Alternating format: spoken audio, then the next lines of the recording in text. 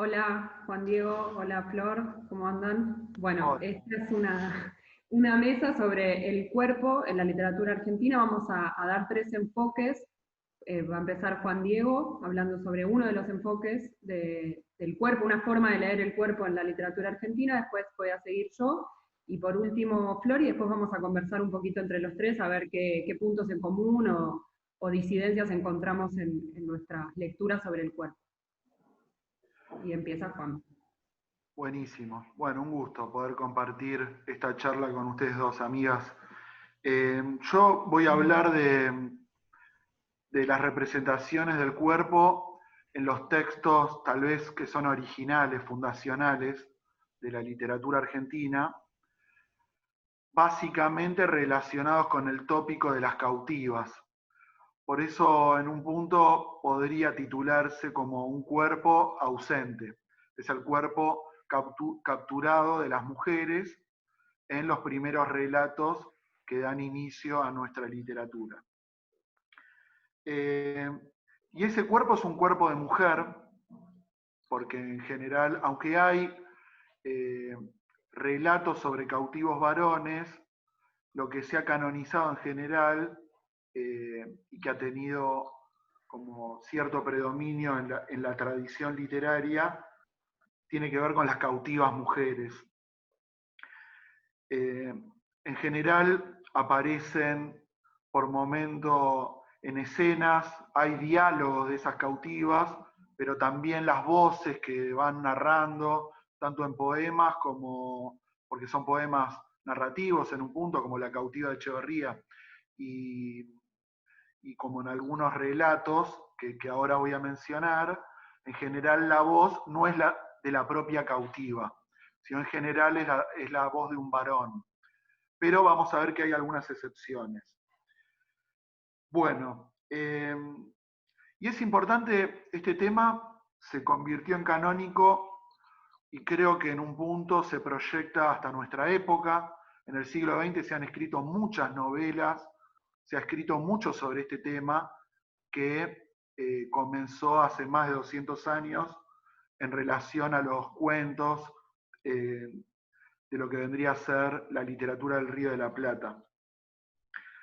En general, en las representaciones de los escritores varones del siglo XIX y sobre todo en un cuento de la época de la colonia, más que cuento es una leyenda que ahora voy a contar, esos cuerpos aparecen más bien idealizados y no poseen prácticamente interioridad.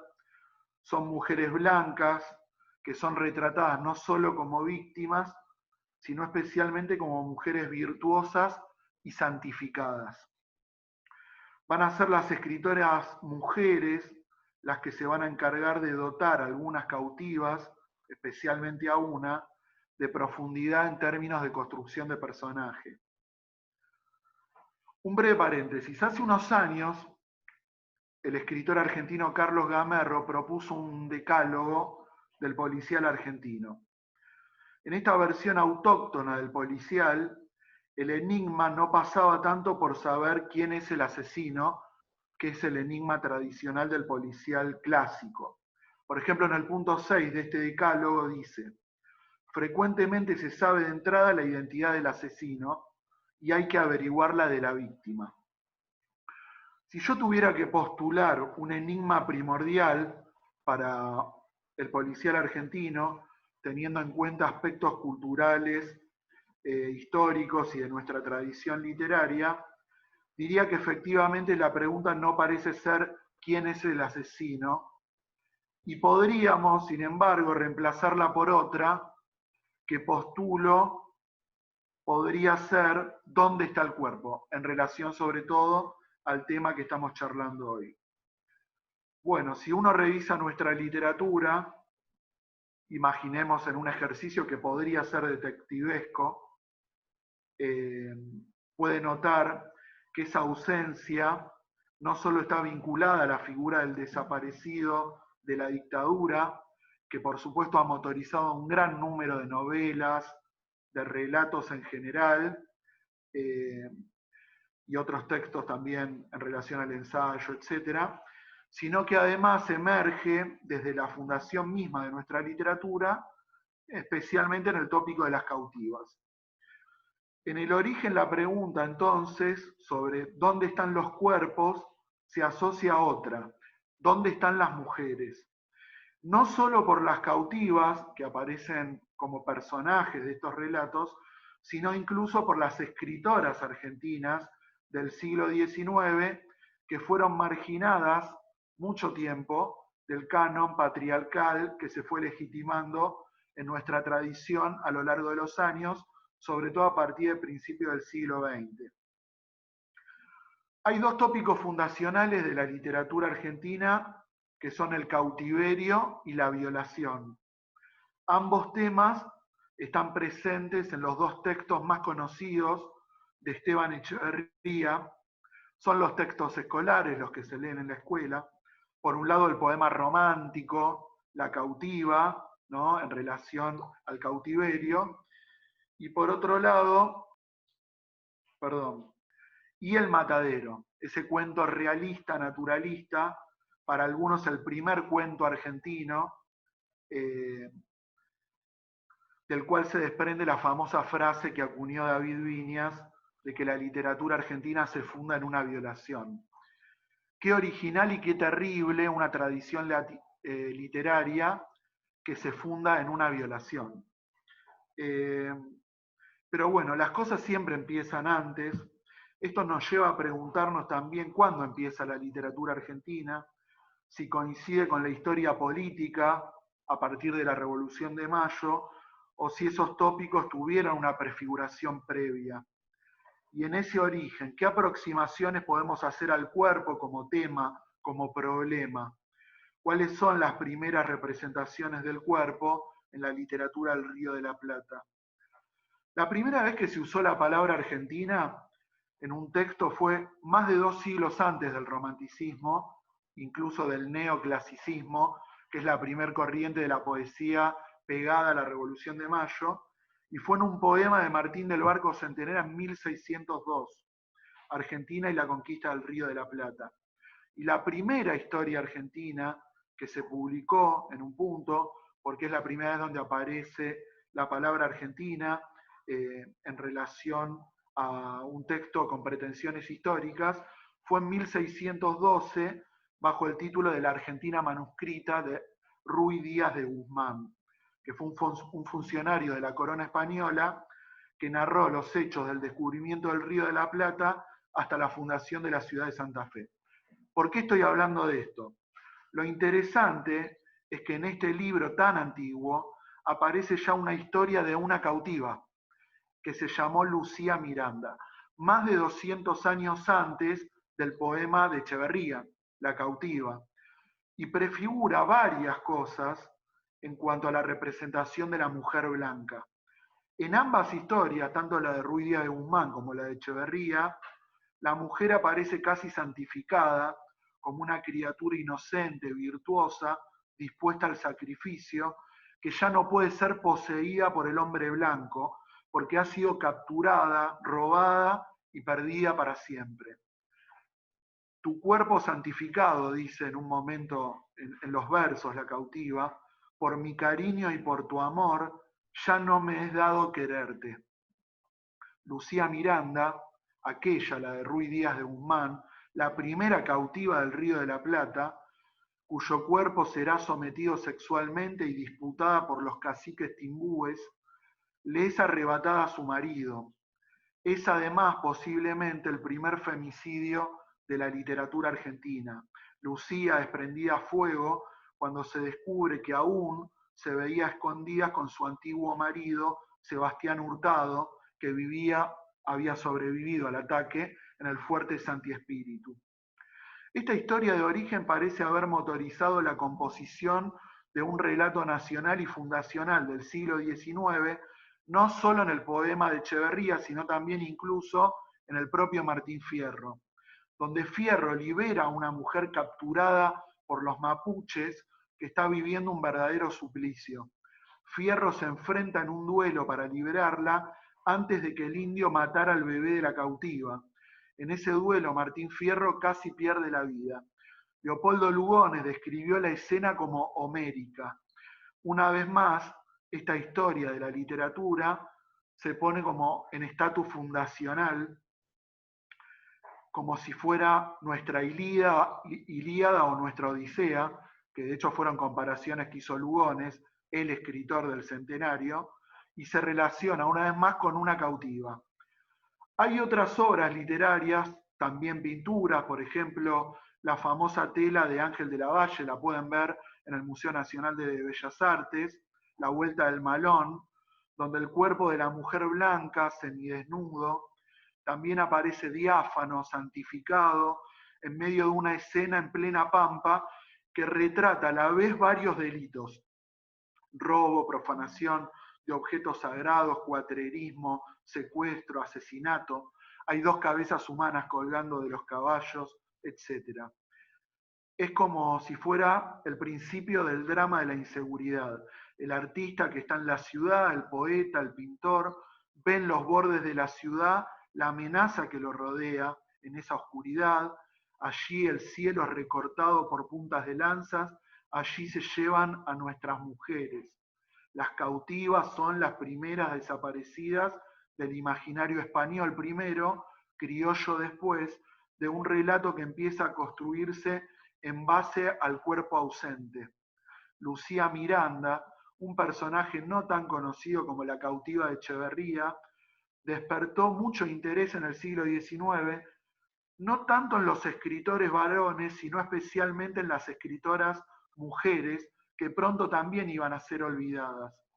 En 1860, 2 escritoras argentinas, Rosa Guerra y Eduarda Mansilla, ficcionalizan ambas aquella historia recogida por Ruy Díaz de Guzmán y publican novelas, 2 novelas distintas con el mismo título, Lucía Miranda. En la historia de Ruy Díaz de Guzmán, la historia de Lucía termina en tragedia. Es martirizada, prendida a fuego. Su marido, Sebastián Hurtado, es atado a un árbol y muerto a flechazos. En cambio, en la novela de Rosa Guerra se juega con los sentimientos indecisos de Lucía y se llega a sugerir incluso que hubiera sido la esposa de Mangoré, uno de los caciques timbúes, si no contase ya con su marido, y que convenientemente desmayada ella recibe un beso de su enamorado timbú. En la novela contemporánea de Eduarda Mansilla, y esto lo explica muy bien María Rosa Lojo, gran especialista en el tema de las cautivas, Lucía Miranda, que se define sobre todo por su función de intérprete y de educadora, no cae en esas vacilaciones, pero abre, por decirlo, una mirada más antropológica, curiosa, no siempre adversa, sobre la cultura nativa, basada sobre todo en las lecturas de Eduarda Mansilla. Eduarda era una mujer muy culta. La novela contempla la posibilidad del mestizaje consentido fuera del cautiverio en la Timbú Anté, que fue una discípula de Lucía, y el soldado español Alejo, sobrevivientes de la destrucción del fuerte y fundadores de una nueva sociedad. Una nueva lectura entonces se abre acá, más contemplativa en relación a los pueblos originarios, y se da en la literatura de las mujeres. El revisionismo, la investigación, decíamos antes, tiene algo de detectivesco. La pregunta ¿dónde está el cuerpo? Queda asociada a la pregunta ¿dónde están las mujeres? Y este interrogante adquiere diversos matices. La crítica de finales del siglo XIX y principios del siglo XX subestima las cualidades artísticas de las escritoras. Esto lo explica Eve Beatriz Molina, que es investigadora, no solo Eduarda, sino también Juana Manuela Gorriti, Emma de la Barra, entre muchas otras. Por ejemplo, en la primera historia de la literatura argentina, que fue escrita entre 1917 y 1921, Ricardo Rojas presenta las biografías de estas mujeres y algún que otro comentario elogioso de sus obras, pero destaca que lo hace solo con la misma finalidad de Sarmiento: fomentar, dice, este despertar del espíritu femenino. Van a ser recién las lecturas críticas contemporáneas, la mayoría feministas, las que están revelando poco a poco aquellas ideas y aquellas obras. Un 17 de octubre, tal vez de 1859, desde Buenos Aires, Eduarda Mansilla le escribe una carta al doctor Vicente Fidel López, que fue abogado y político, hijo de Vicente López y Planes, autor del himno nacional, quien 4 años antes había terminado de publicar una novela, La novia del hereje, su primera novela histórica. Con esta carta, Eduarda le envía el manuscrito de Lucía Miranda para que el escritor de prestigio le dé su opinión crítica, sin concesiones. En esa carta, Eduarda se despide diciendo: allá va todo mi pensamiento. Olvide usted, si le es posible, que soy una dama y tenga presente que el talento y la belleza no tienen sexo. Muchas son las continuidades que podríamos plantear acerca de las cautivas. Ya en el siglo XX se siguió escribiendo sobre el tópico y uno puede rastrear el tema en textos de autores como El placer de la cautiva, de Leopoldo Brizuela, La casa de Mira, de Aurora Alonso, o La lengua del malón, de Guillermo Sacomano. También podríamos incluir Bella, de Gabriela Cabezón Cámara. Otra línea que propone María Rosa Lojo es la que trabaja sobre la deconstrucción de los estereotipos culturales de la barbarie y la posibilidad de adquirir saberes diferentes, complementarios de la visión occidental, así como la reformulación de la propia identidad. Textos diversos, desde Emma la cautiva y La liebre, de Aira, hasta Finisterre, de María Rosa Lojo, también El año del desierto, de Pedro Mairal. Pero quizá uno de los relatos más originales en términos de esta tradición sea Esa mujer, de Rodolfo Walsh, donde la cautiva ahora es el cuerpo de una mujer muerta, Evita. Sí, dice, ya le dije que esa mujer estaba desnuda, una diosa y desnuda y muerta, con toda la muerte al aire, ¿sabe? Con todo, con todo. Bueno, hasta acá llegué. Gracias. Inés, te voy a dar a vos la palabra. Bueno, gracias. Bueno, yo voy a tomar un poco parte de mi trabajo de investigación de la maestría, que es sobre narraciones de femicidios en la literatura argentina contemporánea. Bueno, voy a tomar algunas de las cosas, algunas de las problemáticas sobre el cuerpo y la representación de femicidios ahí. Básicamente, mi lectura es que hasta hace poco tiempo, tal vez hasta llegar a la primera década del siglo XXI, los asesinatos de mujeres en la literatura argentina funcionaban como nudos dramáticos para hacer avanzar las tramas, o eran leídos como crímenes pasionales justificados por los celos o la locura de los varones que tenían un vínculo íntimo o pretendían tenerlo con esas mujeres que, entre comillas, les pertenecían. Los cambios a nivel jurídico en el ámbito internacional de los derechos humanos, la promulgación de leyes, la implementación de políticas públicas, sumado al trabajo de numerosos movimientos sociales feministas, llevaron a que las problemáticas de género fueran cada vez más difundidas en la población en general y contribuyeron a que haya cambios en los modos de narrar, representar y leer en particular los asesinatos de mujeres y de cuerpos feminizados. La literatura, por supuesto, no es ajena a este proceso y fue produciendo relatos a la par de estos acontecimientos, estableciéndose como un campo de fuerzas en donde la violencia seriada y el ensañamiento contra los cuerpos feminizados funcionó como un modo de denuncia, también de exploración literaria, y también podría pensarse de algún modo, en algunos casos, como oportunismo en relación al impacto que fue ganando la temática. A partir de la aparición de la categoría femicidio, los asesinatos de mujeres en la literatura cambian su sentido, tanto desde la producción como desde la recepción.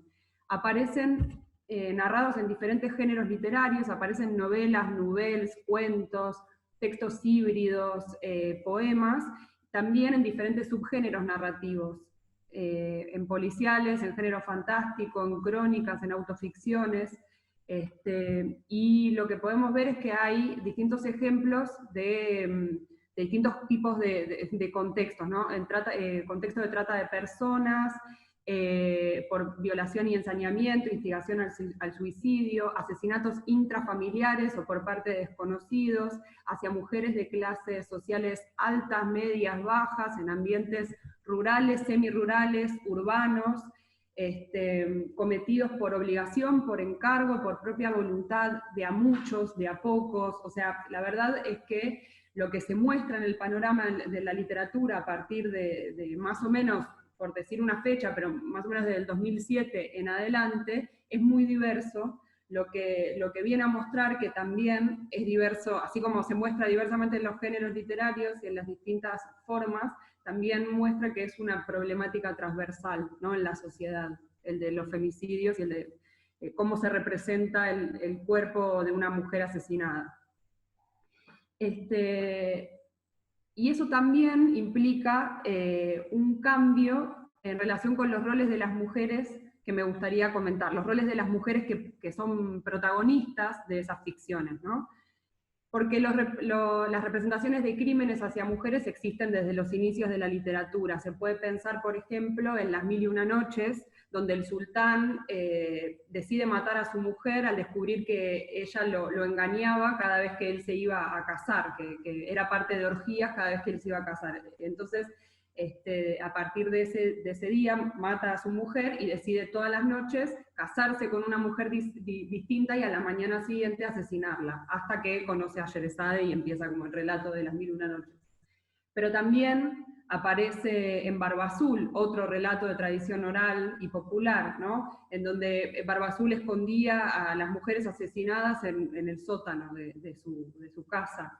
Desdémona también es asesinada por Otelo, por celos, ¿no? Entonces digo, como que existe desde siempre la representación de los femicidios, pero no se llamaba de esa manera. Y también en el canon local hay muchos ejemplos. Está El túnel de Ernesto Sábato, Cicatrices de Juan José Saer, y un texto que a mí me sirve mucho para pensar en toda esta problemática, que es La intrusa de Jorge Luis Borges. Entre otros ejemplos, porque podríamos pensar también en Memoria de Paulina, de Bioy Casares y otros tantos. Pero entonces lo que empieza a suceder, más o menos a partir de 2007 a esta parte, son que primero las escritoras mujeres empiezan a tomar estas historias y a hacerse cargo de tematizarlas en su literatura, que antes era más bien tratada por varones, por escritores varones, y por narradores varones también. Y junto con esto también se produce un cambio, como decía antes, en la posición de esas mujeres narradas. Si antes eran tratadas como víctimas, como sujetos pasivos, empiezan a ser narradas ahora con agenciamiento. Y esas víctimas y objetos se vuelven sujetos en la literatura. Esas mujeres tienen agenciamiento. Por ejemplo, si tomamos, para hacer una comparación, La intrusa de Borges, vemos que Juliana Burgos, que es la mujer que irrumpe en el esquema vincular de los hermanos Nielsen, Cristian y Eduardo, esa mujer, digamos, no sabemos qué piensa, qué siente, qué dice, siempre está narrada a partir de un narrador varón, pero además en función del esquema vincular, ¿no? De qué rol viene a representar en esa fratría, ¿no?, como en ese vínculo entre varones hermanos. Y entonces, bueno, la vemos como un objeto, absolutamente, ¿no? Y de hecho se leyó así, la crítica literaria fue a leer ese cuento desde diversas maneras, pero nunca tomando a Juliana como un personaje activo, o incluso como haciendo esta lectura de cómo se la representaba, ¿no? Pero a partir de este movimiento que se produce, que es de muchas causas a la vez, aparecen ficciones, por ejemplo, Una chica de provincia, de Selva Almada, que después continúa la historia en Chicas Muertas.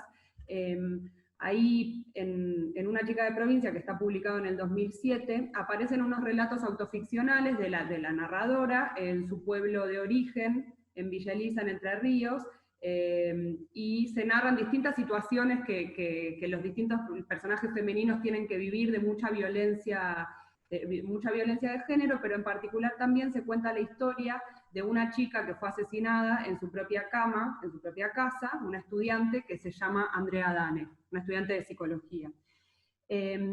Eso aparece en uno de los relatos de una chica de provincia y se retoma en Chicas Muertas, junto con otros 2 casos más de mujeres asesinadas, de asesinatos que quedaron impunes en la década de los 80 en el noreste argentino, que son los casos de, bueno, Andrea Dane, de Sara Mundin y de María Luisa Quevedo. Selva Almada retoma los casos de estas 3 mujeres como un gesto reivindicativo, primero para darles nombre, para recordarlas, para ponerlas en escena y para que tengamos memoria de esos 3 asesinatos que quedaron impunes y que no caigan en el olvido. En ese mismo acto, en Chicas Muertas, es por primera vez dentro de la literatura argentina donde se nombran los femicidios como tales, o sea, con esa categoría. Pero también aparecen representaciones de femicidios en otros textos literarios muy, muy importantes y diversos, como uno, por ejemplo, es La Virgen Cabeza, del 2009, de Gabriela Cabezón Cámara, que aparecen, digamos, en varios momentos, pero una escena muy, muy importante y muy representativa es en un momento en donde Cuiti, que es la periodista, una de las protagonistas de la Virgen Cabeza, es periodista en la sección policial de un diario y ella está atravesando una villa volviendo de cubrir un caso y se encuentra con una mujer que está prendida a fuego, que la prendió fuego un varón, trae un mensaje además, su cuerpo viene corriendo, está siendo quemado y ella, al verla caer, frena el auto para asistirla y le dispara a esa mujer que se está prendiendo fuego para alivianarle el dolor. También aparece en Le viste la cara a Dios, en Bella le viste la cara a Dios, que lo mencionaba Juan hace un rato, este texto, también de Gabriela Cabezón Cámara, en donde la protagonista, como otra protagonista también de otra novela escrita por una mujer, que es La inauguración, de María Inés Krimer, del 2011, estas dos protagonistas están en contexto de encierro, de trata de personas con fines de explotación sexual. Y en el caso de Bella, es obligada en un momento a matar a una mujer que intenta rebelarse, intenta escaparse del prostíbulo, y por eso la matan, ¿no? Cuando intenta escapar, la matan. Bella es obligada a disparar, y luego de unas estrategias que tiene Bella dentro del prostíbulo, del prostíbulo para ascender, logra vengar a su compañera muerta y logra escapar ella y liberarse. Entonces es interesante cómo cambia la representación, cómo pasamos de textos como La intrusa, contados y narrados por varones, y donde no sabemos qué pasa con las mujeres, a otros relatos, otros textos literarios en donde las mujeres abandonan el lugar de víctimas para convertirse en agentes de su propio destino, aún limitadas por las condiciones de opresión de las que son parte.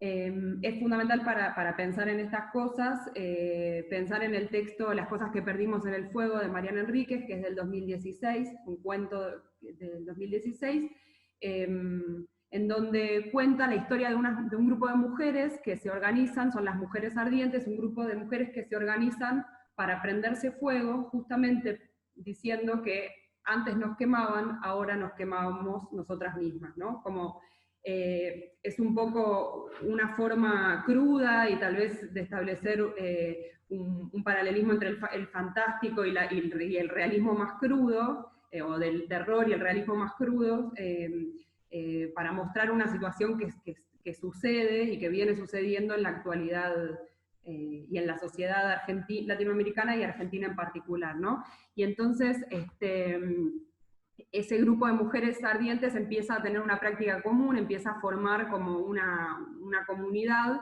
de mujeres ardientes. Entonces, la idea sería para mí pensar que el recorrido que muestra la literatura en estas épocas, tomando solo algunos ejemplos, es que en los contextos de opresión más absolutos, siendo hostigadas, amenazadas, violadas e incluso asesinadas, o a riesgo de ser asesinadas o asesinadas al fin, ya no son las mujeres narradas de manera objetivada, tienen nombre, voz, pensamiento, identidad, personalidad, toman decisiones, se encargan de denunciar, de vengarse, de dar cuenta de lo que pasa, y cuando, en ese caso, cuando no pueden zafar, digamos, no pueden evitar que sean asesinadas, hay otras mujeres que están ahí o para recordarlas, o para asistirlas, o para vengarlas. Y entonces, bueno, la idea para mí, para pensar en esta nueva forma de representación de los asesinatos de mujeres en la literatura, es pensar que pareciera que el camino hacia la disolución del patriarcado no incluye solamente el agenciamiento de las mujeres, sino la formulación y la construcción de una comunidad.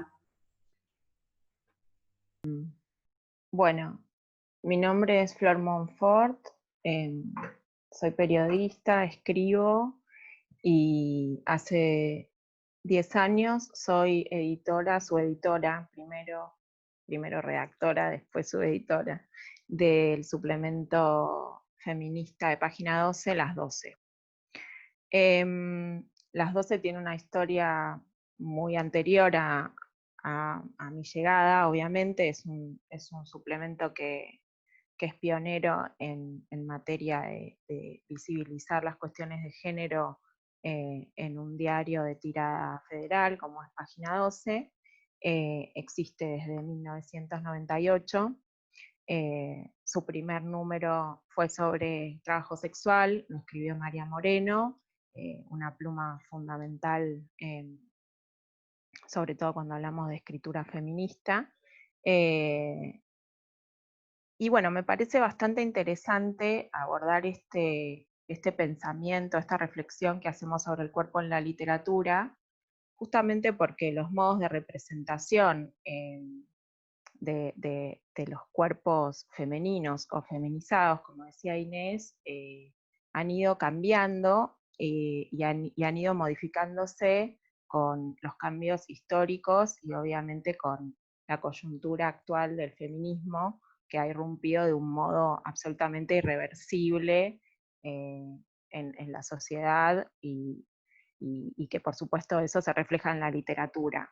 ¿Por qué hablo de mi trabajo en Página 12 y en Las 12 puntualmente? Y también al principio, en mis primeros años, también trabajaba en Soy, que también de alguna manera es un suplemento pionero porque aborda las disidencias sexuales en un diario de alcance masivo, que es algo que en 2008, cuando empezó, no estaba absolutamente invisibilizado.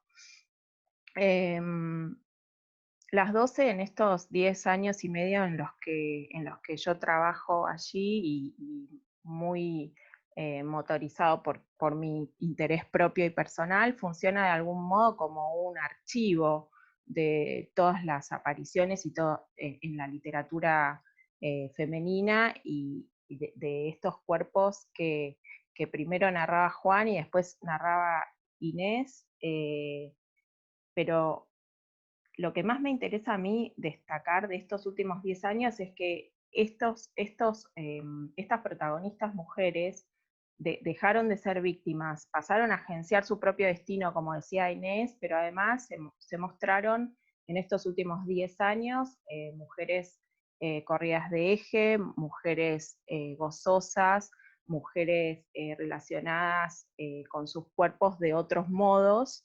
Y eso me parece que en los últimos 10 años fue absolutamente radical ese cambio. Y no es casual, obviamente, que haya sido esta la década de Ni Una Menos, que empezó justamente con una lectura en la plaza del Museo del Libro y de la Lengua, en donde se leyeron muchísimos textos propios de escritoras argentinas contemporáneas, donde leyeron amigas de víctimas de femicidios, y donde de alguna manera se celebraron las narrativas distintas en relación a exactamente eso, cómo las mujeres han sido víctimas y también cómo empezaron a ser protagonistas y empezaron a narrar en primera persona sus propias vidas y sus propios destinos. En ese sentido, me parece que esta es una semana muy particular, justamente porque se anunció el concurso de Letras del Fondo Nacional de las Artes, que bueno, no vamos a entrar en esa polémica, pero sí me parece bastante interesante esto de que haya sectorizado su premiación a la ciencia ficción y al terror y a la literatura fantástica.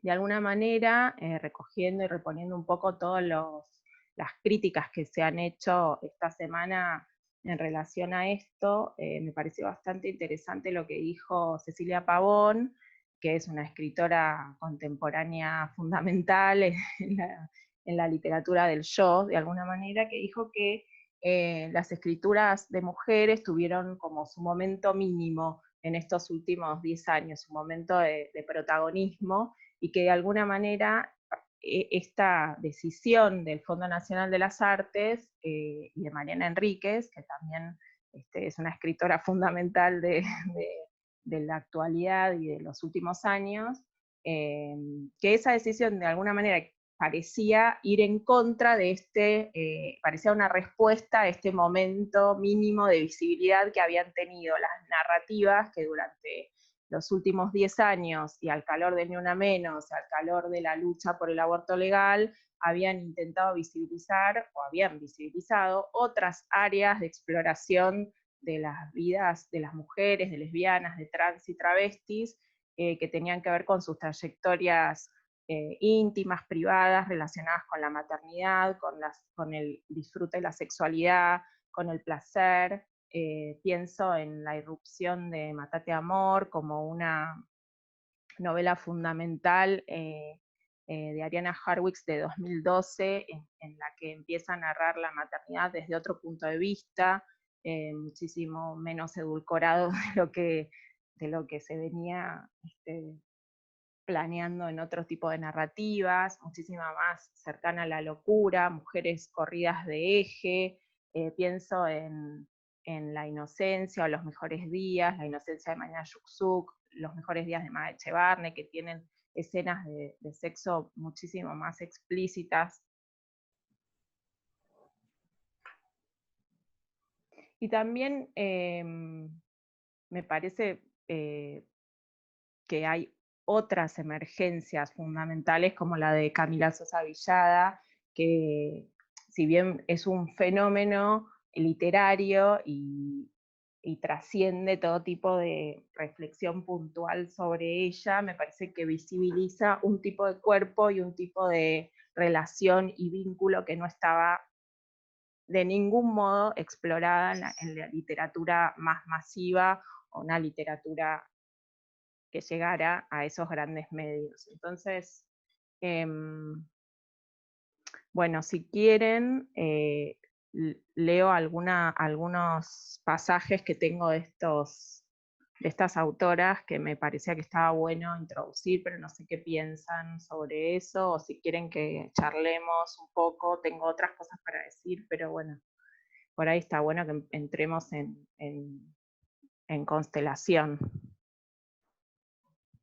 Estaría bueno que leyera, Flor. ¿Por qué no nos lees algunas de las citas, de los subrayados? Dale.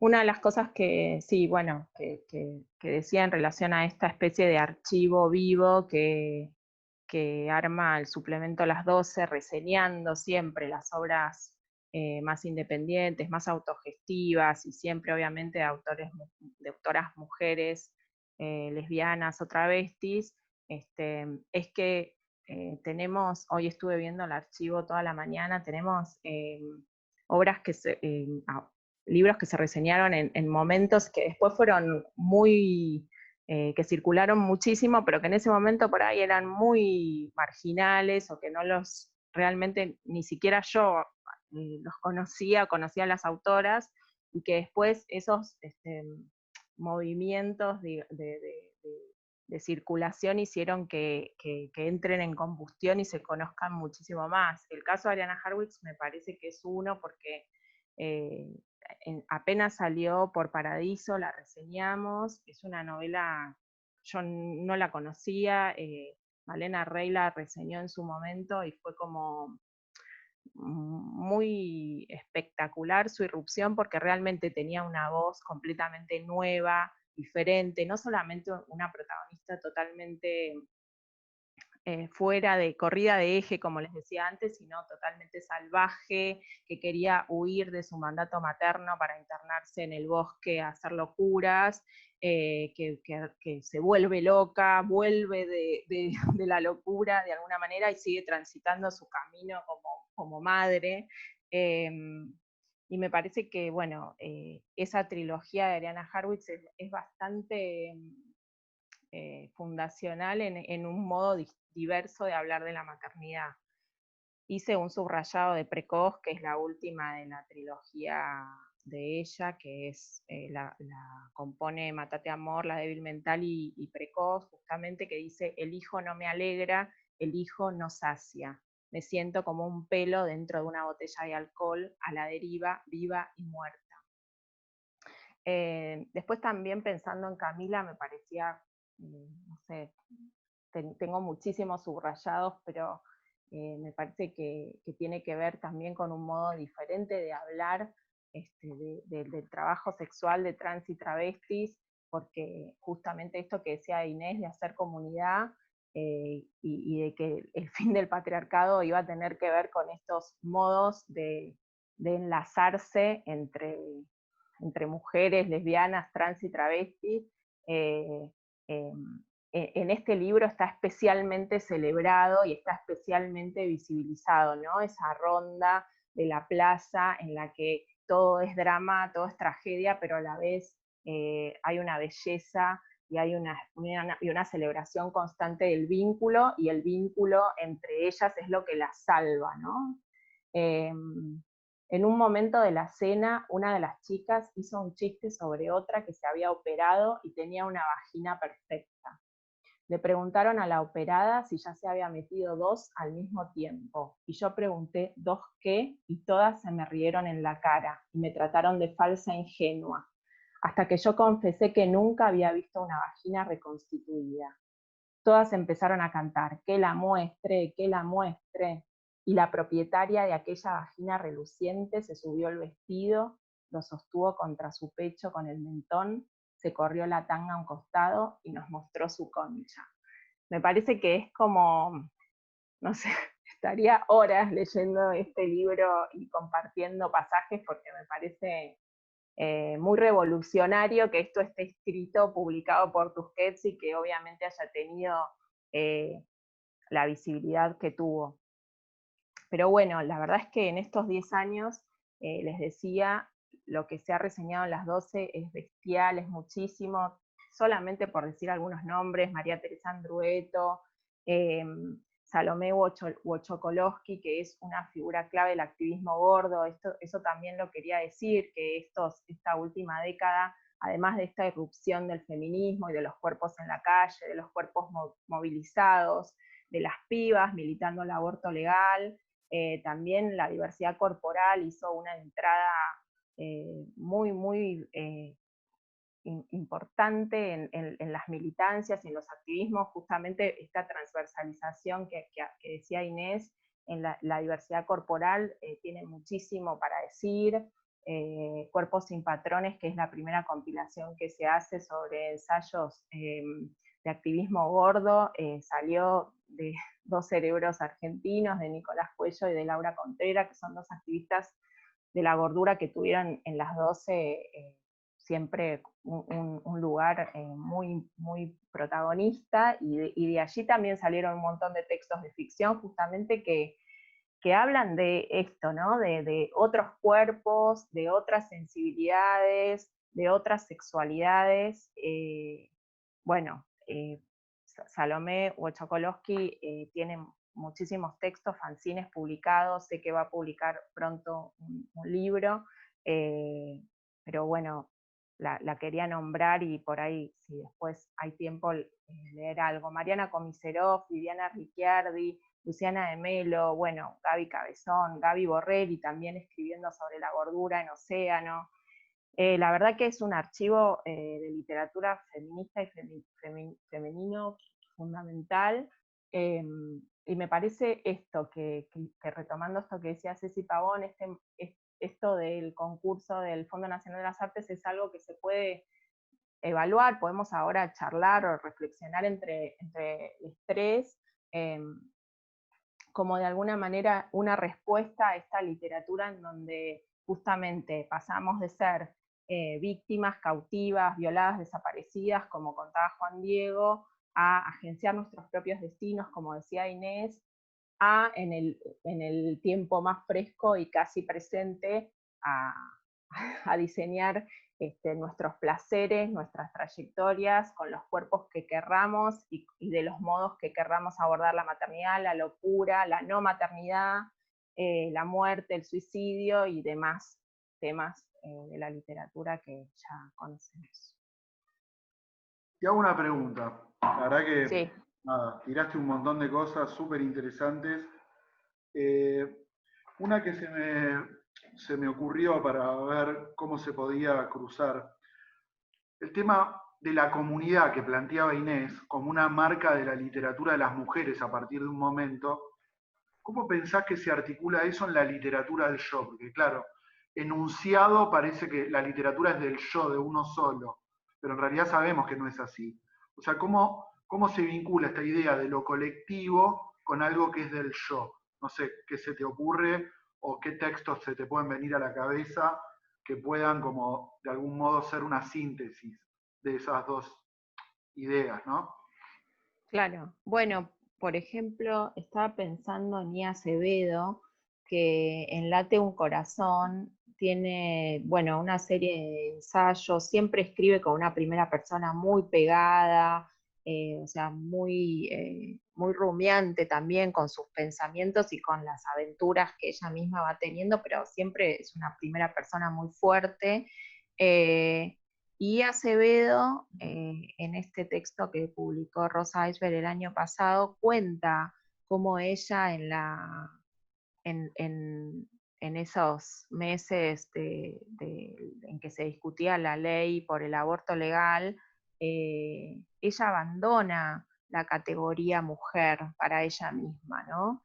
Y eso es muy hermoso como lo cuenta porque está en la calle cuando le pasa eso. Su cuerpo está enlazado con un montón de otros cuerpos sacudidos, movilizados, intervenidos por eso que estaba pasando, que sabíamos que era histórico, porque veíamos a las pibas de 14, 15, 16 años con el pañuelo verde, como dice Ofelia Fernández, el ejército que somos en el feminismo totalmente hermanadas por ese momento, y lo que hace es narrar ese quiebre interno en el que él siente que ya no es más ella y tiene una especie de aparición o de sensación, ya no lo releí, pero lo recuerdo de ese modo, como de un modo muy dramático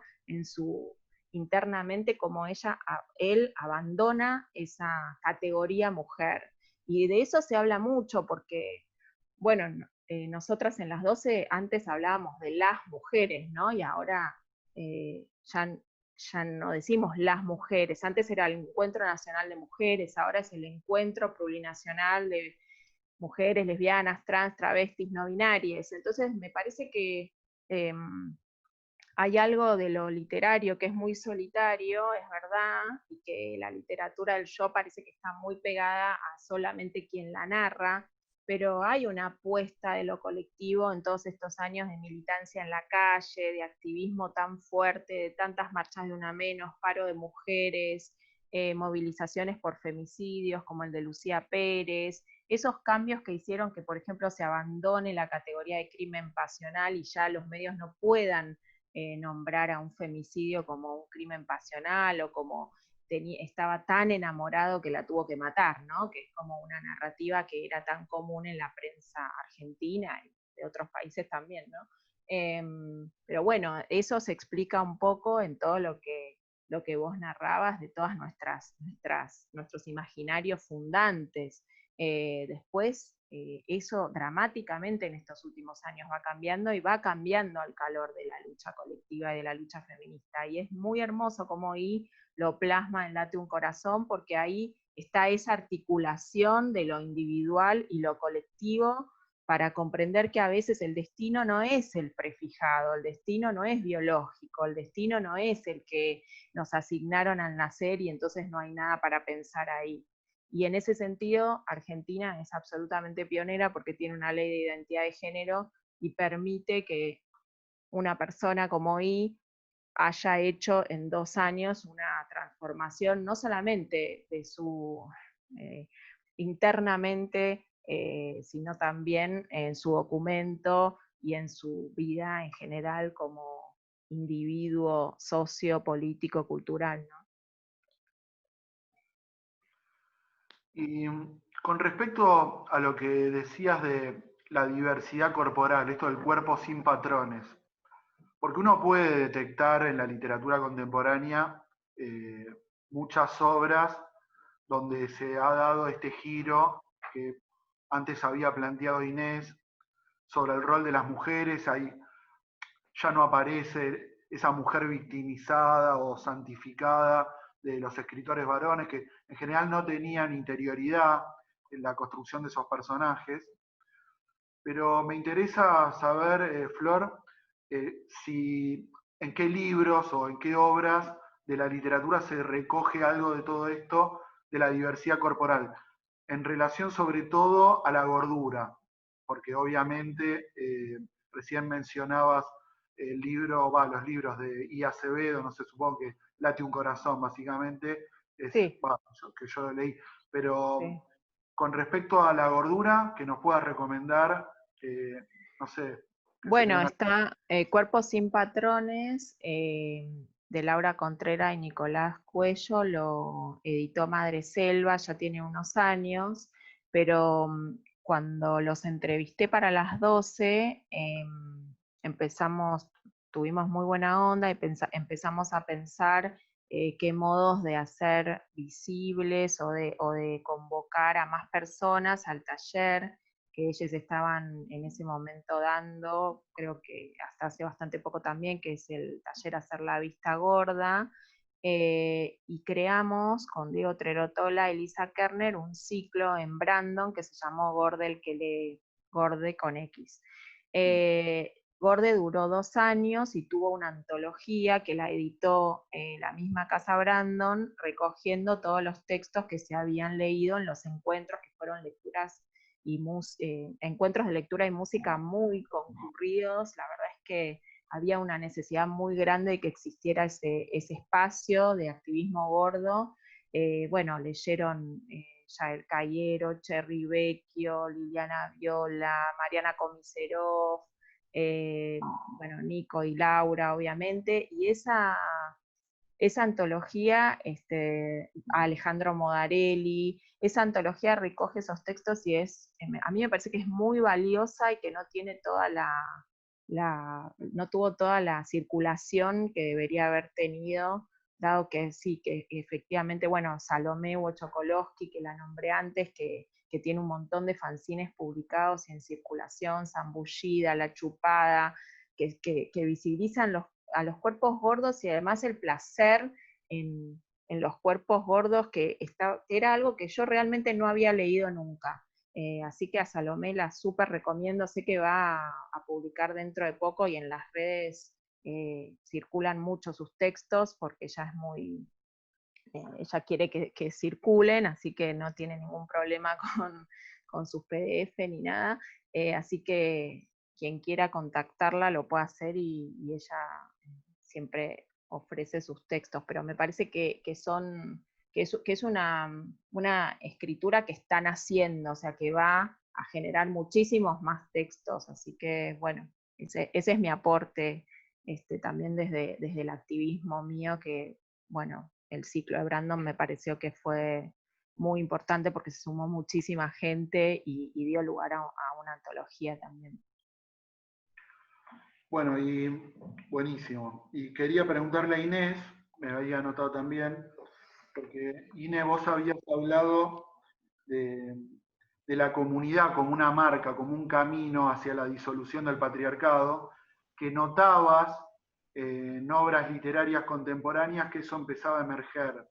Te pregunto si se te ocurre, de textos tal vez anteriores, no tan contemporáneos, prefiguraciones de esta comunidad que vos marcás en la literatura, especialmente de las mujeres? O Debe también, haber, pero no. o quizás No. te la reformulo. Vos también hablabas de un cambio del rol de las mujeres. Vos como que has leído mucha literatura argentina, bueno, estuviste con esto en la maestría, ¿cuándo detectás que empieza a cambiar ese rol de las mujeres en nuestra literatura?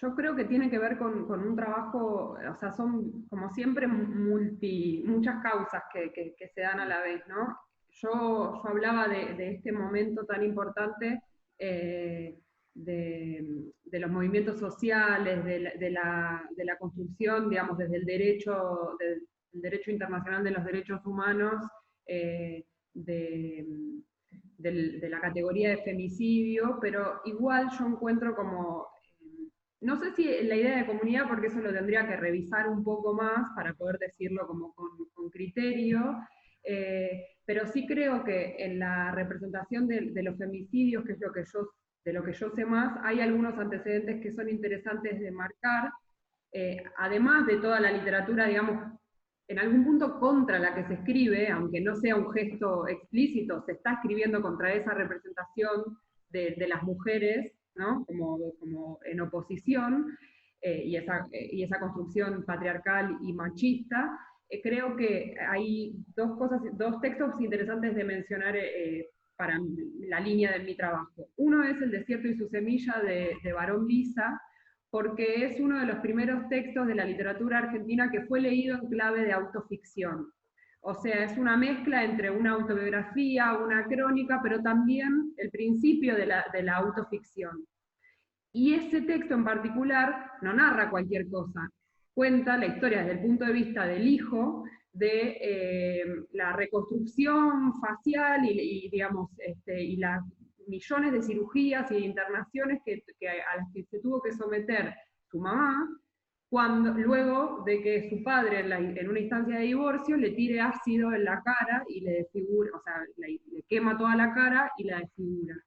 Y entonces el hijo acompaña a esa madre en las internaciones, en las cirugías, miles y miles de cirugías que tiene que hacerse para tratar de sobrevivir en principio, pero después de reconstruirle su cara, y cómo esa mujer, sin rostro, con el rostro desfigurado y desprovista de su propia identidad, termina suicidándose. Entonces, en ese sentido, digamos, aparece esto que vos, o sea, como esa tradición de las mujeres quemadas, que es muy basta, lamentablemente, en las representaciones literarias, pero en la vida también, digamos, de esa forma de escarnio hacia la mujer, ¿no? De quemarla con ácido, de prenderla a fuego, que en un momento ya pasó a ser como una, digamos, hasta te diría una moda en un momento, de los modos que tenían los varones de castigar a las mujeres.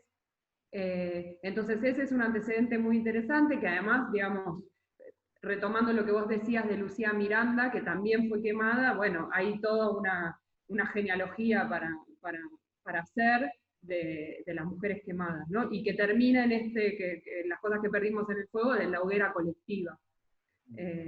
Entonces ese texto, El desierto y sus semillas, yo creo que es interesante de retomar, y por otro lado también es importante dos cosas. Una, el trabajo de Susana Chávez en México, de las activistas feministas poetas, porque no mencionamos la poesía, pero también es muy importante el rol de la poesía en este movimiento, y los poemas que denuncian, que vienen a denunciar la muerte, el asesinato serial en Ciudad Juárez, en México, de mujeres.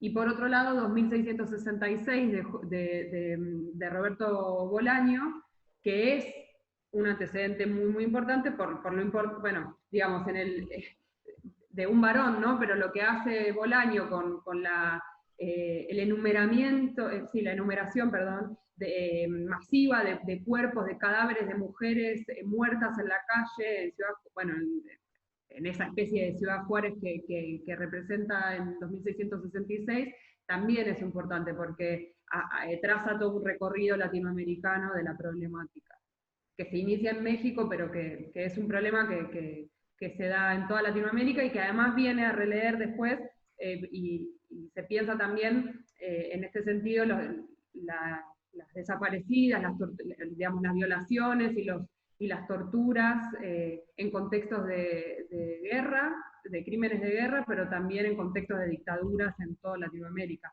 no solo en Argentina, en Guatemala y en otros lugares de Centroamérica también. Me gustaría agregar, que no lo dije en la exposición que hice, sobre una historia terrible, pero al mismo tiempo inédita en cuanto a su originalidad por las condiciones en las que fue escrita, sobre todo en términos de cautivas, ya que se trata de una escritora que escribió en cautiverio, o sea, pero no presa en una cárcel pública, sino cautiva, desaparecida.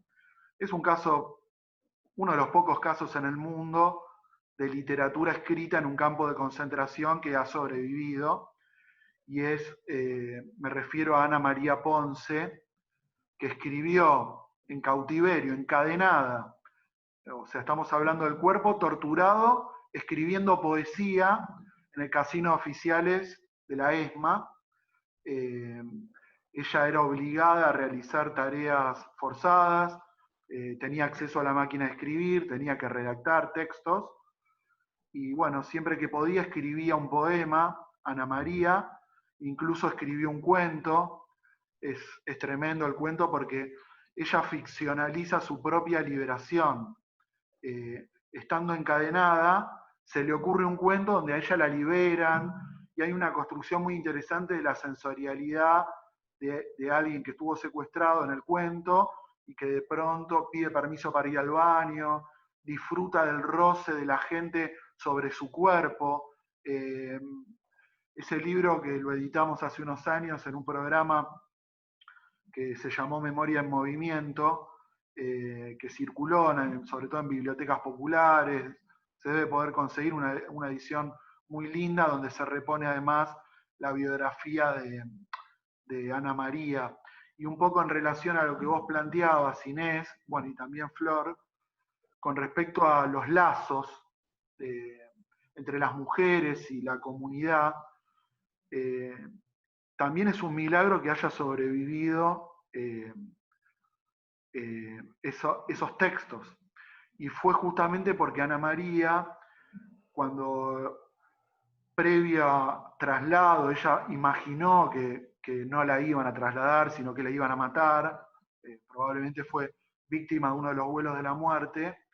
Ella escondió todos esos manuscritos en una canasta con ropa, y se lo dio a una compañera que sí sobrevivió, que es Graciela D'Aleo, y gracias a eso que se pudo conservar esta obra muy hermosa, tiene poemas preciosos, y, y ese cuento donde, bueno, se narra desde la literatura.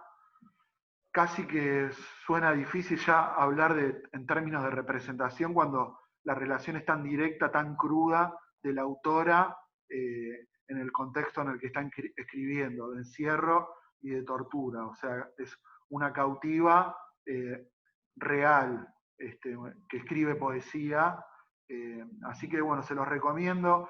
Quizá en internet haya algunos de los poemas de Ana María, probablemente. Hace unos años, eh, creo que en Páginas se escribió un artículo muy emotivo, no me acuerdo si fue Osvaldo Bayer, sobre Ana María, pero se puede encontrar información sobre ella. No, Juan Gelman escribió sobre Ana María y sobre esos poemas.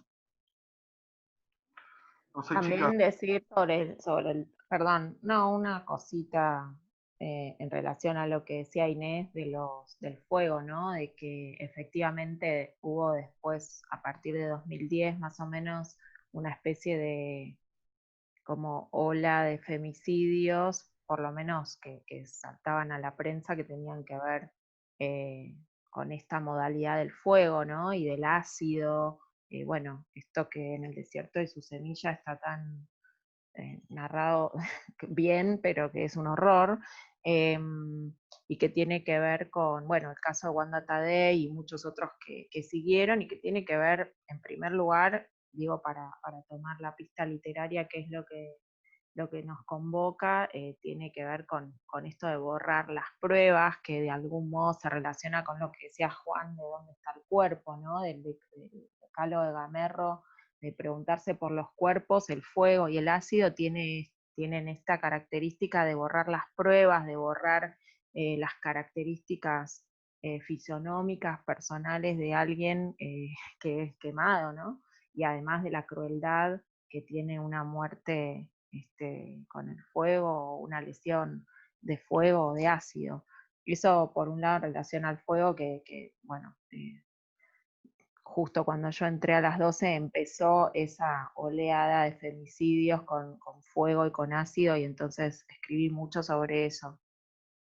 Y después, bueno, no, te quería preguntar, Inés, en relación a Chicas Muertas, si pensás que algo de ese momento en donde Selva trajo femicidios de los 80 que quedaron impunes y de algún modo se motorizó entre las pibas más jóvenes, esto de hacerse una pregunta por aquellas muertas que tenía nuestra historia reciente, que habían quedado como en meros capítulos novelescos de los diarios, ¿no? Y que en un momento eran como olvidados, que hay muchísimas más. Y que bueno, que por ejemplo en María Soledad Morales tuvo como todo un recorrido larguísimo y muy triste para su familia, pero que culminó en un juicio, pero que por ahí en el de Jimena Hernández es el día de hoy que no se sabe quién la mató y por qué llegó a estar en el fondo de la pileta de su escuela, de su propia escuela. O sea, ¿qué pensabas que había motorizado que una escritora con la visibilidad de Selva Almada dedicara un libro al tema de femicidios reales, ¿no? O sea, ficcionalizando su interés por esos temas, pero trayendo casos reales? Ahí a mí se me ocurren dos cosas para decir. En primer lugar, espero decirlo de manera ordenada porque son muchas ideas las que me brotan, pero en primer lugar hay algo de una transición de los cuerpos desaparecidos, de los desaparecidos por cuestiones políticas, ¿no? de la dictadura militar, muy reciente para esos, digamos, como muy cerca del acontecimiento de esos casos, y la continuación de lo que serían los nuevos desaparecidos de esta época, las nuevas desaparecidas que son las mujeres y los cuerpos feminizados, ¿no?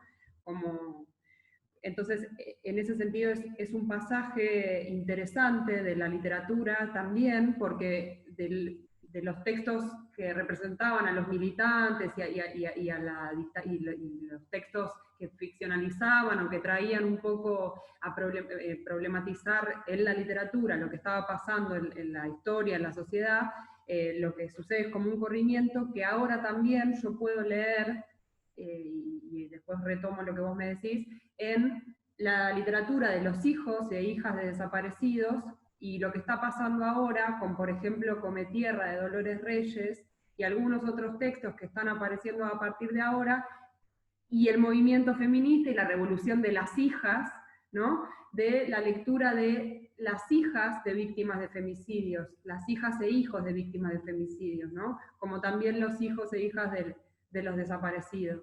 Entonces eso es interesante, que hay que analizarlo porque está sucediendo ahora, digamos, el libro de Dolores Reyes, que es por muchos motivos un éxito comercial, digamos, muy grande, salió en el 2019, el año pasado, ¿no? Sí, el 2019, el año pasado, y se leyó muchísimo, está siendo muy premiado, pero creo que toma algo que es original en el sentido de que viene a traer un problema que se puede leer con continuidad en las series de la literatura. Eso por un lado, y más en concretamente para contestar o para pensar una respuesta posible.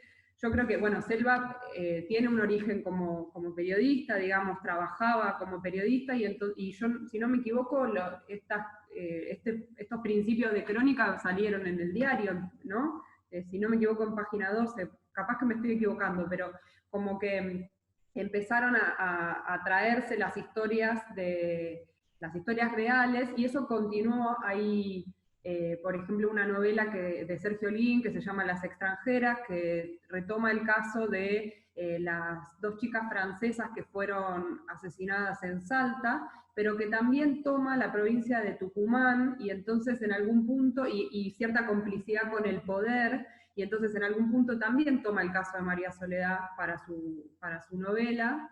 Eh, y por otro lado está Donde mueren las mariposas, de Belén Longo, que yo lo estoy por leer, pero que también es una ficción, y en este caso de una mujer, de Belén Longo, que retoma el caso de María Cash, ¿no? Entonces, creo que van retomándose y trayéndose a la memoria los casos de distintas mujeres, pero tematizados en la literatura, con cierta mediación, por supuesto, porque no es lineal, pero como un gesto también de reivindicación y de puesta sobre la mesa de la problemática. Esa es mi opinión. O sea, se me ocurre que tiene que ver con una militancia, por un lado, y por otro lado con algo que tiene que ver con la profesión, ¿no? Que Selva se formó, o empezó, si no me equivoco, como periodista. Entonces está eso del trabajo con lo no ficcional. Algo interesante con respecto al libro que mencionaste, Belén Longo, que fue la novela ganadora de Futurock, que, que estuvimos de jurado con Mariana Enríquez y con Gabriela Cabezón Cámara, además de que retoma el caso de esta desaparecida que es María Cash, la protagonista de este policial negro feminista, así un poco lo definimos, es una mujer eh, que se mueve en línea bien con el policial negro, en el borde de la legalidad y la ilegalidad, tratando de acuñar un nuevo orden de justicia en relación a las mujeres. Y ahí se da muy fuerte, Inés, eh, por lo menos brota de la lectura del texto, eso que vos hablabas de la idea de comunidad y de las mujeres ayudando a otras mujeres, o en este caso a una mujer vengando a otra mujer, porque es muy interesante el raíz que hace la policía mujer en esa novela Donde mueren las mariposas. Muy recomendable. Bueno, Las extranjeras de Sergio Lin también tiene eso. La protagonista no es una policía, pero es una periodista, es mujer, y lo que termina haciendo es justicia por mano propia, digamos, ¿no? También. Entonces hay algo de, bueno, cuando el Estado no está presente, no sé, cuando no hay una justicia establecida, bueno, hay otra forma de actuar, ¿no? Lo disfraza, por supuesto hay que leer la novela, pero lo disfraza, pero hay algo de venganza Habría en que nombre de ver las otras mujeres. y revisar también cómo aparecen en las representaciones literarias el Estado.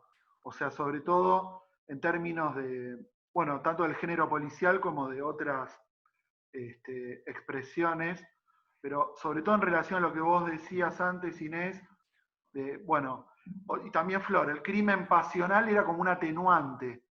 Después, la literatura también fue acompañando esto de que no, es un femicidio, es un agravante, no es un atenuante, y de qué manera se fue dando en los relatos la presencia del Estado, si aparece o no aparece.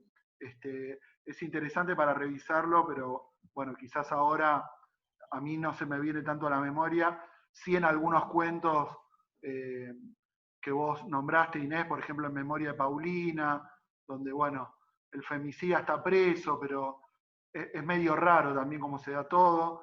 Y bueno, también pensaba que ayer lo habíamos hablado, el caso de Emma Zun, de Borges, donde también hay una justiciera, y esto de la legalidad y la legalidad en un borde en relación a la justicia y las mujeres. Sí, también es interesante pensar que la justicia, ¿no? Somos muy platónicos y platónicas y hablamos de la justicia en mayúscula en general, como idea así perfecta, y la justicia está formada por personas, está integrada, la justicia la hacen personas que están totalmente sumergidas y configuradas por esta mentalidad patriarcal tan fundante de, como decías vos, Juan, que se puede rastrear en los inicios, incluso cuando la Argentina recién es nombrada, bueno, ya hay una cautiva y eso está romantizado, está visto como que la mujer blanca santificada, y después digo, como lo estabas narrando vos, lo contaste también y está buenísimo como ver esto, ¿no? Como si no cambiamos las personas, la justicia siempre va a seguir haciendo oídos sordos a los abusos, a las agresiones, al hostigamiento, y me parece que en esto, lo que decía Inés, la revolución de las pibas, que vienen como con otro chip, y la literatura acompañando esto tan de cerca, bueno, generan una configuración que permite pensar que en 20 años, 30 años vamos a tener una justicia que ya no dé ni lugar ni cabida a los planteos como, bueno, ella se lo buscó o fue un alivio por parte del tipo, de la manada de tipos, o bueno, todas las formas legales que muchas veces están escritas en los códigos penales y procesales, que cosifican y objetivizan a la mujer de un modo, y a los cuerpos feminizados de un modo tan radical y tan espantoso.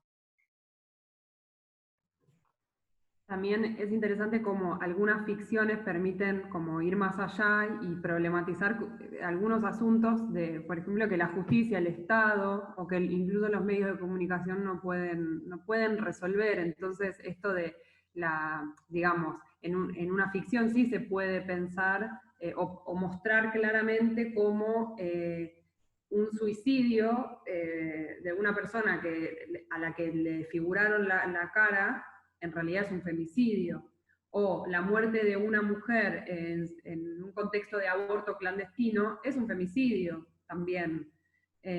Entonces eso, la literatura nos permite también poder mostrarlo sin que sea, digamos, bueno, con imaginación y con estrategias narrativas justamente, mostrar situaciones que están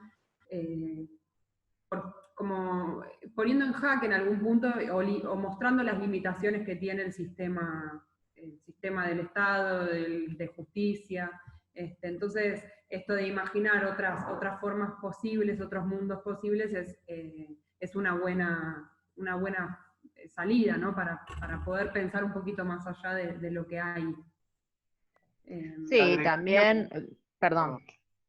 No, también pensar, digo, por abrir una puertita más, pero pensar que no todo el alivio a ningún alivio, o sea, bueno, empiezo de nuevo la frase porque me quedó rara, o sea, la justicia no va a proveer la reparación a esa persona que fue agredida, asesinada, abusada, ni a sus familias, ni a sus amigues, digo, no caer en el punitivismo de pensar de que la justicia es la que va a dar todas las respuestas a la reparación de de un femicidio o de un abuso. En lo que tenemos que trabajar es en la prevención para que eso no ocurra. Y me parece que yo, que creo mucho en la literatura, pienso que la escritura y distintos modos de narrar las violencias contribuyen a que eso ocurra, ¿no? Y está bueno porque quizás va a llevar un tiempo para verlo en retrospectiva y sobre todo ver todas las obras que se van publicando en esta época. Ese cambio en el rol de las mujeres, cuando uno lee todos estos relatos y lo compara con textos anteriores, se irradia sobre las representaciones de todo, de las instituciones, de la idea de justicia, del Estado, de la medicina también, ¿no? Cómo aparece la medicina vinculada al cuerpo de las mujeres, que es un tema que las propias mujeres han escrito desde hace mucho tiempo. Bueno, ahora me viene a la memoria ese cuento de Charlotte Perkins Gilman, que fue una pionera del feminismo norteamericano. Su texto más famoso, que es El empapelado amarillo, donde su marido y un médico se habían aliado para encerrarla en un cuarto que tenía un empapelado amarillo y le pedían que por favor no leyera porque a las mujeres les podía perjudicar anímicamente, no sé, no me acuerdo exactamente cómo dice, leer. O sea, le prohibieron que leyera y la encerraron. Y esto pasó realmente. Hay un artículo de Charlotte que se conservó, donde ella cuenta que ese relato estaba basado en algo que efectivamente le dijo un médico. Imagino que también en nuestra literatura más contemporánea, este cambio de rol que vos planteabas, Inés, también modifica las representaciones de todo, y sobre todo al calor de la lucha, ¿no? y del reclamo por la legalización del aborto. Eso imagino que Flor debe estar también más al tanto y quizás nos puedas recomendar algunos textos donde el aborto y el cuerpo de la mujer, bueno, y los cuerpos de las mujeres en relación a la medicina puedan aparecer tematizados. Bueno, no es por hacer autobombo, pero está bueno para, para hablar de nuestras propias escrituras y también, bueno, porque es lo que se me viene a la mente, haber escrito sobre un aborto en primera persona, en mi único libro de relatos que se llama Las Rusas. A mí, yo no pienso en la literatura con fines reparadores o curativos o terapéuticos, pero sí hay algo de lo que empezó a ocurrir cuando yo lo leía en una época de talleres, y en esto, Juan Diego, tenés mucha experiencia en relación a lo colectivo de la escritura cuando se vuelve esto, ¿no? Cuerpo colectivo, digo, taller, compartir, lecturas. Bueno, para mí fue muy importante todo ese pasaje por grupos y por instancias de lectura grupales y colectivas. Y bueno, me parece que ese texto, que en el momento que lo escribí casi ni lo pensé, lo expulsé así, lo quise poner en palabras, a mí creo que generó mucho alivio la circulación de eso en términos de, por lo menos de mi pequeño mundo, ¿no? Siempre uno habla de su pequeño mundo, de lo que generaba, ¿no? De que se podía contar, por más que el aborto tiene toda esa pátina de clandestinidad, de prohibido, de penado por la ley, de que vas presa. Y de hecho, bueno, las mujeres, muchas mujeres van presas por abortos, sabemos, tenemos casos emblemáticos de eso, y es gravísimo, y hay mujeres presas en este momento por haber tenido abortos espontáneos en los lugares no indicados o haber sido denunciadas y entonces haber terminado presas.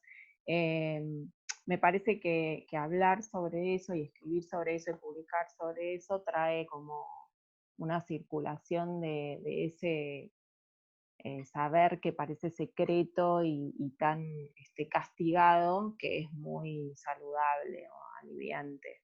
Bueno, ese es mi cuento que se llama La furia del lavado, que también lo pongo en circulación porque la verdad es que me gusta que se lea. Aparte, un libro espectacular, hermoso, Las Rusas, uno de mis libros favoritos. Gracias. No sé si tenemos que agregar algo, creo que estamos hace mucho hablando. Me parece que nos excedimos. Sí. Solo puedo agregar mi parte de la respuesta, que no es tampoco para hacer autobombo, pero también yo supongo que hay algo de los intereses y las obsesiones que se tematizan después en la literatura, y que en mi caso en particular tiene que ver con... yo escribí una novela que se llama Confluencia, que es la historia, por un lado, de una comunidad de mujeres que vive en el delta de Tigre, y que se construye, digamos, trata de muy, muy cerca de la ciudad, de la plena ciudad, armar una comunidad diferente con vínculos distintos a los establecidos por la sociedad comúnmente, y la narradora va a conocer este espacio y empieza a contar su propia historia, que es la historia del diagnóstico de una enfermedad neurológica. Entonces aparece el cuerpo enfermo en vinculación con una comunidad distinta, una comunidad que pretende, con muchas contradicciones y con muchas dificultades, porque incluso, digo, sigue estando a 15 minutos del obelisco, bueno, a 40 minutos del obelisco, pero que pretende armar algo distinto. Y entonces en ese sentido también, en Confluencia, que se llama así la novela, se están tematizando estas cuestiones, ¿no? El cuerpo enfermo por un lado y y otras comunidades posibles. Es un temazo ese. Y bueno. Lo quiero leer, Inés. ¿Quién lo editó? Alto Pogo. Lo voy a conseguir. Es para una charla, Sí. para otra charla, el cuerpo enfermo, porque da para pensar un montón de cosas de nuestra literatura. El libro de Inés es hermoso, me encanta el título, siempre me gustó, Inés. Bueno, no sé si hay tiempo de seguir hablando. Yo había escrito una pregunta para Juan, pero por ahí es medio gigante, no sé. Me parece interesante como varón, ¿no? Porque nosotras dos hablamos muy como protagonistas de este momento histórico del feminismo somos personas que escribimos mientras el feminismo está ardiendo en las calles. Bueno, en este momento hay una pandemia, pero hasta el 8M estábamos en la calle y estamos todo el tiempo pensando cómo vamos a volver a la calle, ¿no? Y estas instancias de militancia virtual. Bueno, esta para mí también es una manera de hacer activismo, aunque sea de este modo. Pero bueno, es interesante también abrir el diálogo con los varones que escriben, y que ellos también, que están, ustedes, que están repensándose al calor de todas estas reflexiones que nosotros estamos poniendo sobre la mesa. Me parece que está bueno ver vos mismo el recorrido que hiciste en tu producción, de cómo se presentan los personajes femeninos, ¿no? Cómo intervienen, si vos mismo en tu escritura notás que cambiaste porque el mundo cambió y vos también cambiaste, digo, lo sé a eso porque te conozco, digo, pero me parece que está buenísimo que tomen la palabra en ese sentido, porque si no, nosotras siempre estamos poniendo palabras allí donde no hay palabras, y bueno, los varones tienen que decir algo sobre la parte que les toca, digamos. No siempre es ese pararse de manos y decir, bueno, yo no hice nada, nunca abusé, nunca tuve que ver. Bueno, está bien, pero sos chabón, te relacionaste con un montón de chabones, tuviste una vida barrial donde el machismo estaba en la punta de la lengua de todo el mundo, circulaban los cuerpos, bueno, eso, me parece que hay un aporte enorme que podés hacer desde la reflexión en ese sentido, Juan Diego, y además como una persona que también das talleres y estás todo el tiempo en relación con pibas que escriben y pibas que están empezando a escribir y pibes también que están empezando a escribir. No sé, por ahí es una pregunta gigante y no da, pero bueno, es lo que se me desprendió un poco de lo que estábamos hablando. Totalmente. Con el paso de estos años, en lo personal, fui tratando de incorporar y aprender muchas cosas y modificar también mucho. Sobre todo a la hora de dar clases es una gran responsabilidad, y tener una perspectiva de género y correrse tal vez del lugar tradicional y todos los privilegios que hemos tenido los varones, eso lo tengo presente y trato de mejorar cada vez. Con respecto a la escritura, bueno, ustedes saben que yo llevo como en varios libros armando un universo que tiene que ver con Villa Celina. Al poco tiempo que salió, una de las cosas que más me sorprendieron fue algo que me dijo Cecilia Pavón, que para mí me quedaba grande, pero que me pareció una de las cosas más lindas que me dijeron, y es que para ella, en ese momento, dijo que Villa Celina tenía algo de feminismo con respecto al libro, y que tenía que ver con la construcción de la comunidad. Y la verdad que eso, que me haya dicho eso, lo atesoro, me pareció hermoso. Insisto, sé que queda grande, pero en un punto recordarlo me alivia un poco.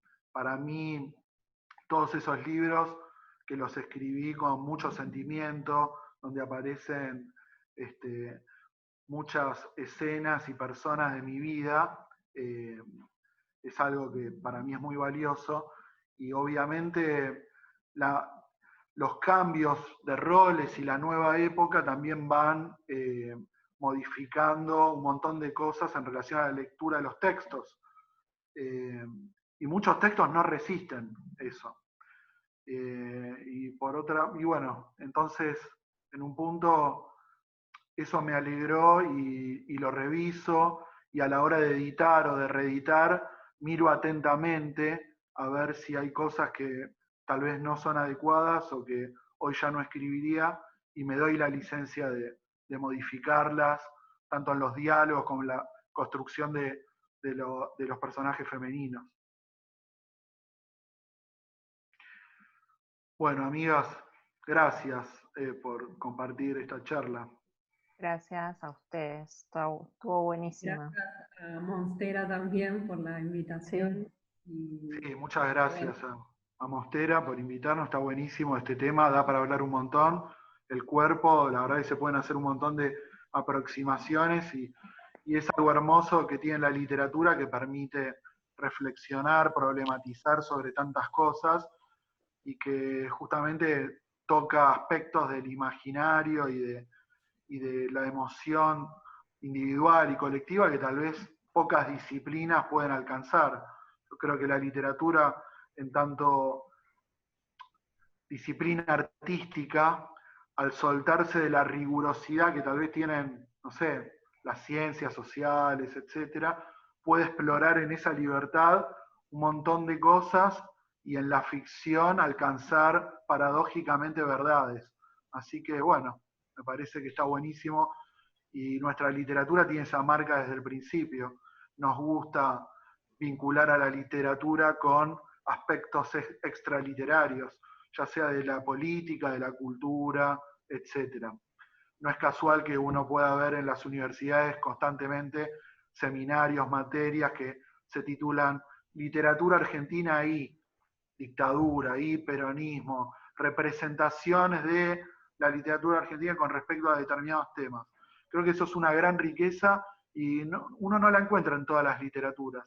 La nuestra tiene eso, ese interés por abordar lo referencial, las coyunturas, y me parece que es también una oportunidad, una herramienta para pensar muchas cosas. No solamente la disfrutamos, nos gusta, sino que además nos sirve para abrir la cabeza. Muy de acuerdo. Gracias. Gracias.